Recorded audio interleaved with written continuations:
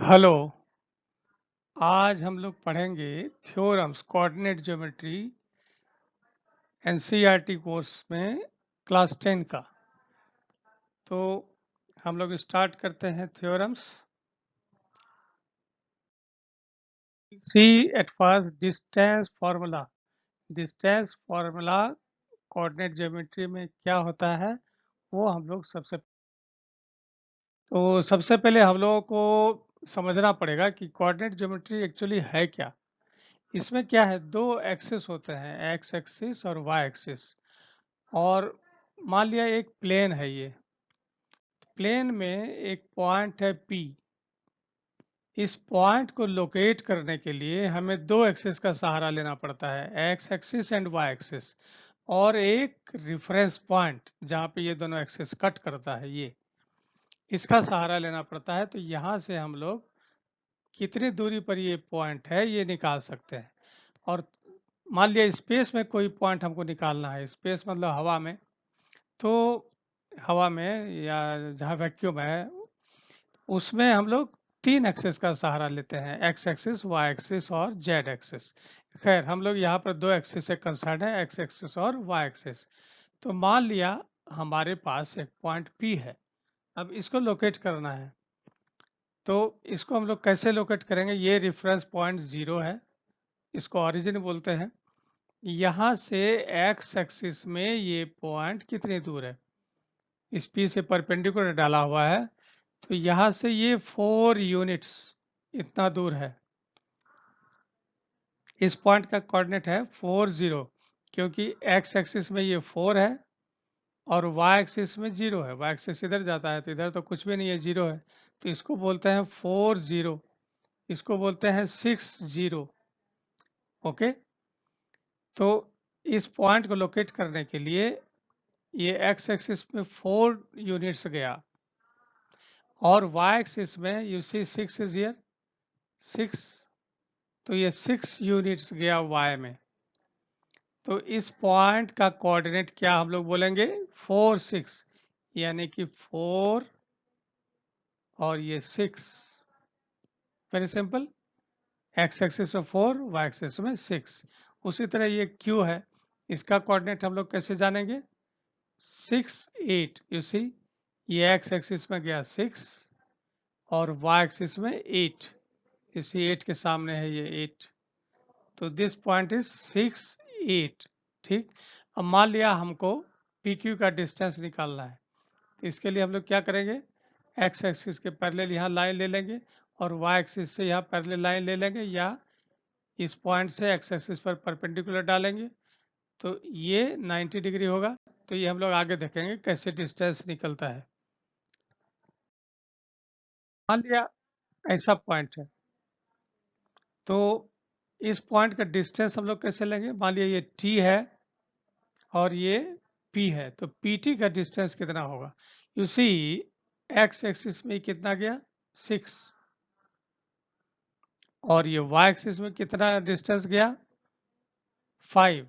ये -5 पॉइंट है, क्यों, एक्स एक्सिस में, माइनस एक्स एक्सिस में। यू सी इसमें इधर होता है पॉजिटिव एक्स एक्सिस, इधर नेगेटिव एक्स एक्सिस, इधर पॉजिटिव y एक्सिस, इधर नेगेटिव y एक्सिस। तो मान लिया हमें इसका डिस्टेंस निकालना है, तो ये पहले यहाँ से यहाँ तक पॉजिटिव में गया है 6 और इधर निगेटिव में गया है 5। हालांकि ये -5 है क्योंकि ये माइनस में गया है, लेकिन डिस्टेंस कितना होगा 5 यूनिट्स, ये 6 यूनिट्स, टोटल हो जाएगा 11 यूनिट्स। वैसे ही वाई एक्सिस में इधर है 4 यूनिट्स, 4 1 2 3 4, तो इसके सामने है, तो वाई एक्सिस में गया 4 और नेगेटिव वाई में 3। टोटल कितना हो गया 4 + 3 7 यूनिट्स। तो इस तरह से डिस्टेंस निकलता है। लोग देखेंगे डिस्टेंस बिटवीन टू पॉइंट्स, ठीक है, वो डिस्टेंस फॉर्मूला उसी से आता है। मान लिया एक लाइन है या दो पॉइंट है पी क्यू, पी क्यू है, एक पॉइंट पी एक पॉइंट क्यू, इसका हम लोगों को डिस्टेंस निकालना है कोऑर्डिनेट्स के टर्म में। तो P का कोऑर्डिनेट क्या होगा?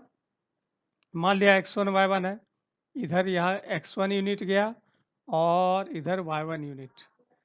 उसी तरह Q का कोऑर्डिनेट है x2 y2, x2 y2 है यहाँ।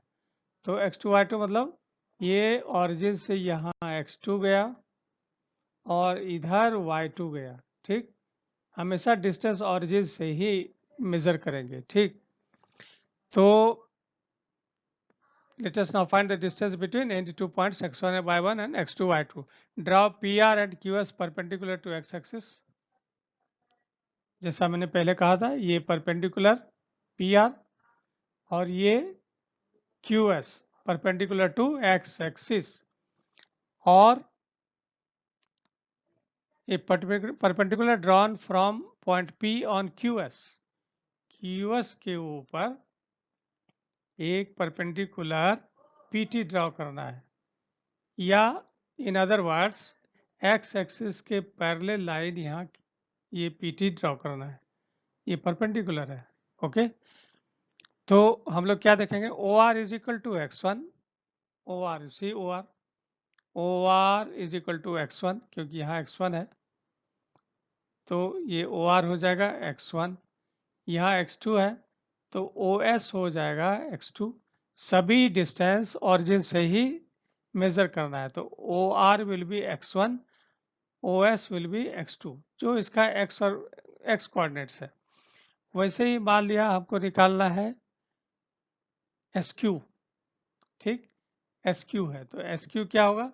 जो इसका y कोऑर्डिनेट है यानी y2, SQ क्या हो जाएगा? जो y कोऑर्डिनेट है इसका y2, और ये y1 कोऑर्डिनेट है तो PR will be y1, PR will be y1। Very simple. So QT, तो QT कितना होगा? देखो इसका कोऑर्डिनेट है y2, तो ये डिस्टेंस हो गया y2। QS इज y2, और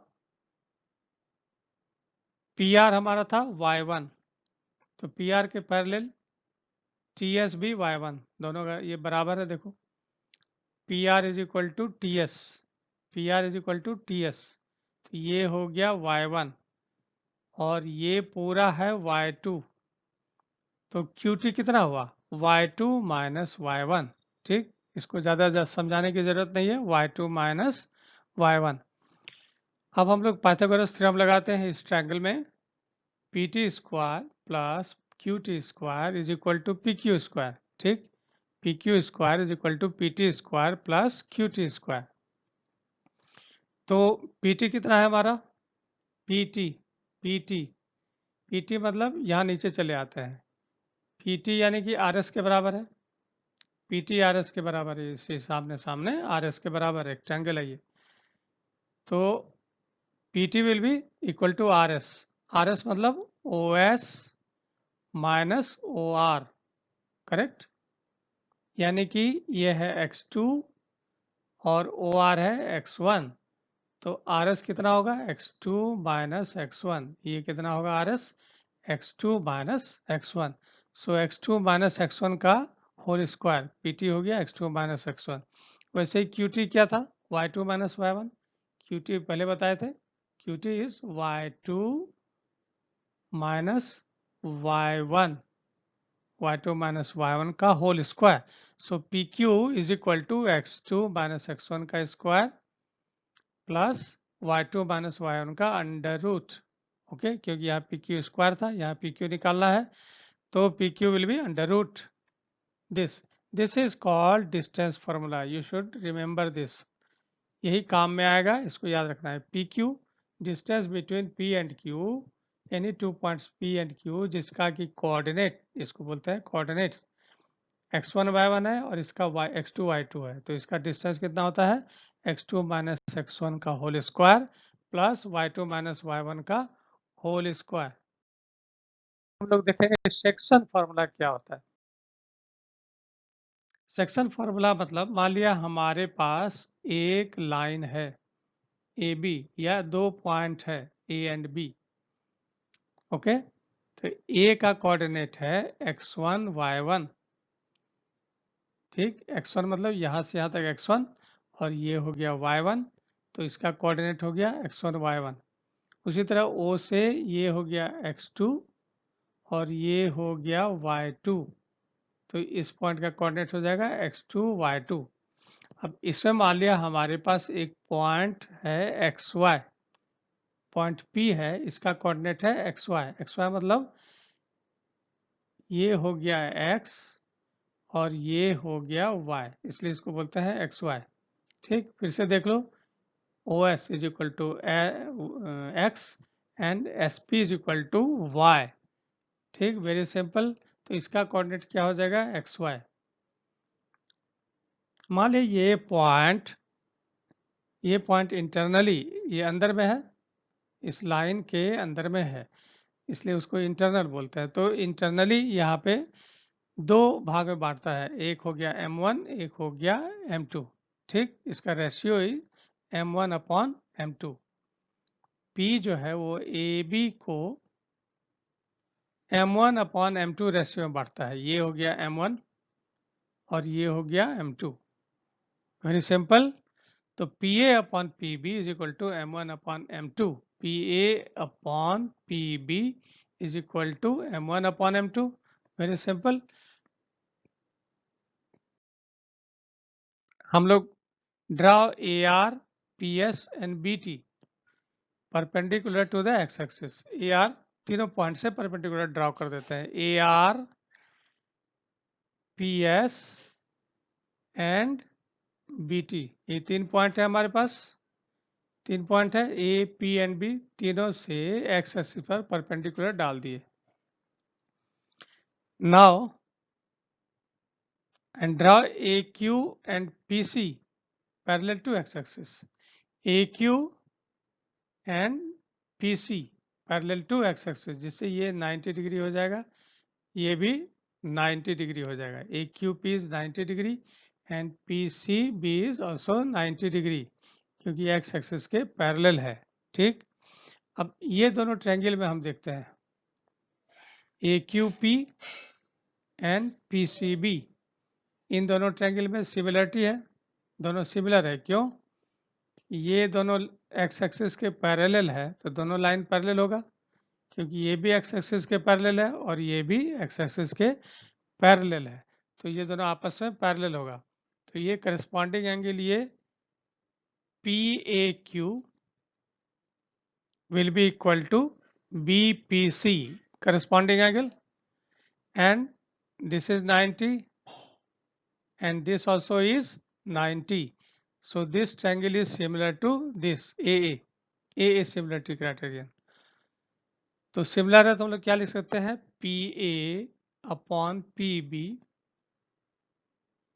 PA इस ट्रायंगल का एक line PA is equal to PB by PB is equal to AQ upon PC is equal to PQ upon BC। ये कैसे लेते हैं तो पहले हम लोग पढ़ चुके हैं, फिर भी मैं एक बार रिवाइज कर देता हूँ। ये 90 डिग्री है, इसके सामने इस ट्रायंगल में AP लाइन है, तो हम लोग लेंगे AP। अब दूसरे ट्रायंगल में ये 90 डिग्री है, तो इसके सामने PB लाइन है, तो 90 के सामने कौन कौन लाइन हो गया, PA एंड PB। नेक्स्ट, तो हम लोग लिखेंगे PA अपॉन PB। ठीक, और ये एंगल बराबर है, तो इस एंगल के सामने कौन लाइन है, इसमें PQ, और इस लाइन के इस एंगल के सामने इसमें कौन है, BC, तो हम लोग लिखेंगे PQ अपॉन BC। ठीक, सामने सामने PQ अपॉन BC, और थर्ड लाइन वैसे ही हो जाएगा is equal to AQ upon PC। अब हम लोग वैल्यू बैठाते हैं, AQ is equal to AQ will be equal to RS। You see, AQ will be equal to RS, this one है ना, ये रेक्टेंगल है, तो AQ will be equal to RS। RS मतलब OS माइनस OR। ठीक, तो ये हो जाएगा X, OS क्या है, X, यू सी X, और OR क्या है, X1। ओ आर क्या है x1, तो आर एस क्या हो जाएगा x माइनस x1, ठीक, ये x माइनस x1। पीसी निकालते हैं, पीसी, पीसी कितना हो जाएगा, PC will be equal to S T, सामने सामने रेक्टेंगल का, S T, S T will be equal to O T minus O S, ठीक, O T minus O S.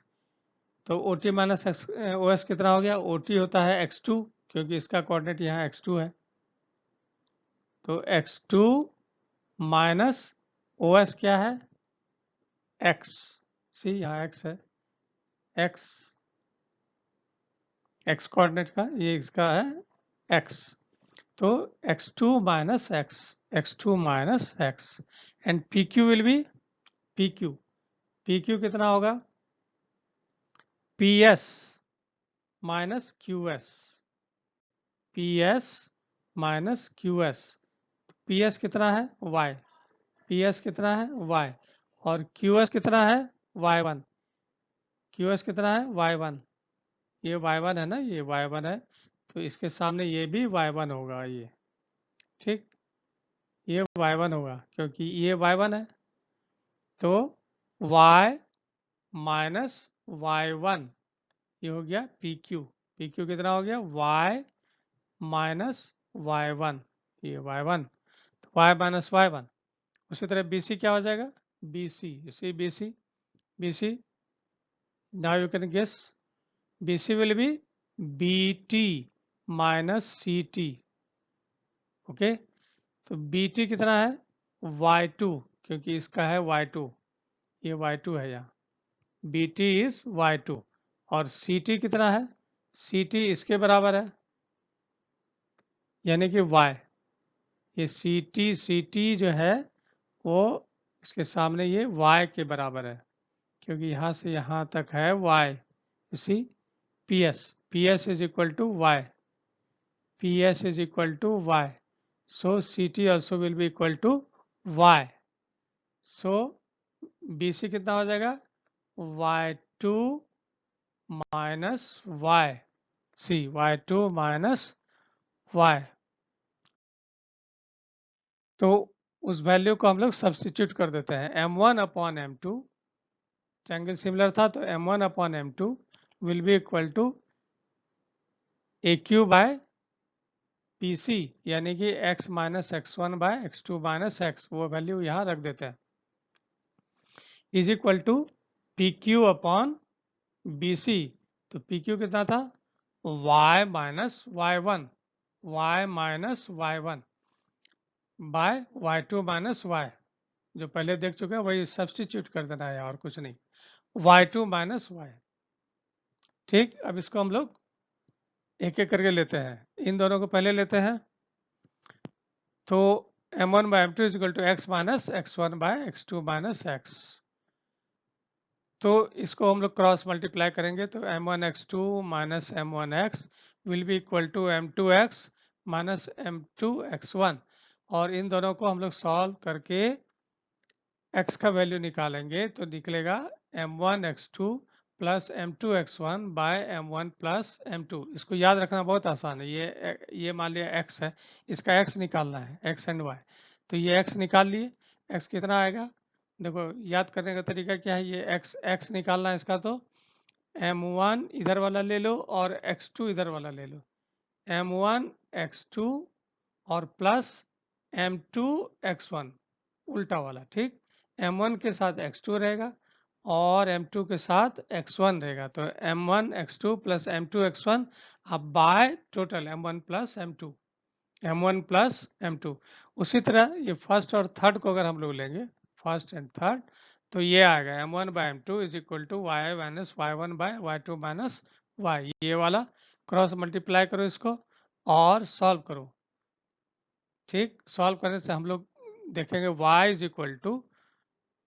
m1 y2 plus m2 y1 by m1 plus m2, यानी कि वही same m1 y2 plus m2 y1 उल्टा वाला, ठीक, m1 के साथ y2 रहेगा और m2 के साथ y1 रहेगा, ये वाला, ठीक, तो हम लोग को ये x और y कोऑर्डिनेट निकल गया, ये p का, ठीक, एक्स एंड वाई, एक्स निकल गया और वाई भी निकल गया, यही हमारा पर्पस था. So the coordinates of the point xy which divides the line segment joining points x1 y1 and x2 y2 internally in the ratio m1 by m2 are m1 x2 plus m2 x1 by m1 plus m2 and m1 y2 plus m2 y1 by m1 plus m2. Very simple. इसको याद रखना, ये x और y का value होता है. ठीक, internally divide कर दिए, अभी तो इंटरनली देखे हैं, तो ये फॉर्मूला याद रखना. I hope everything is clear. If you are clear, subscribe my channel. Thanks for listening.